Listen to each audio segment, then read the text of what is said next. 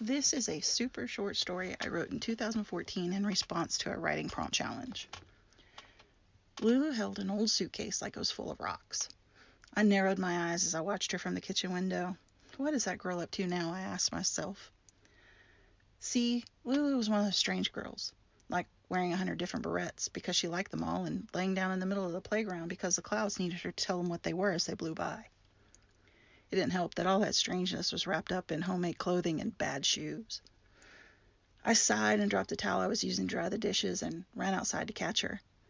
It didn't take much, what with me sprinting and her barely able to walk holding that suitcase. Hey, Cricket, Lulu said as I caught up with her. Hey. How goes it? She asked. Oh, you know, I started and we finished together. It goes and goes. I paused for a moment. So, what's with the suitcase? She looked at me out of the corner of her eye and smiled. It's a secret. I smiled back at her and kept walking next to her. Okay.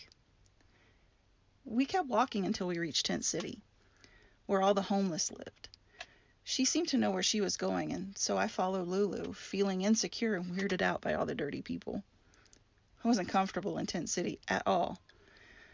I must have looked uncomfortable too, because when Lulu looked back at me, she said, Don't worry, trust me, okay? We stopped in front of a tent with a guy sitting outside. Hey, Lulu, darling, he said. Hi, Mr. Williams. I brought you something. Lulu held out the heavy suitcase, and the man took it. All of it's yours, okay? The man smiled a big toothy grin and thanked her. She didn't wait for him to open it up or any more praise. Just spun around and started walking back out of Tent City like it was no big deal. I walked next to her in confused silence all the way back to my house. Lulu's family didn't exactly have the money to be giving stuff away. She shined the whole way back. Not the kind of shine that meant she'd done something important or good, but the kind of shine that she'd gotten as much as she'd given.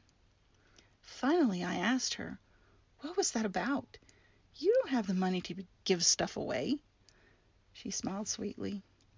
He has nothing, and I have everything I need. Just because I'm poor, don't mean I can't help people. I never looked at Lulu the same way ever again. In fact, I never looked at Tent City the same way again. That was 40 years ago, and I still think about that day. Lulu was always weird, and that was the best part of her. Thanks for listening.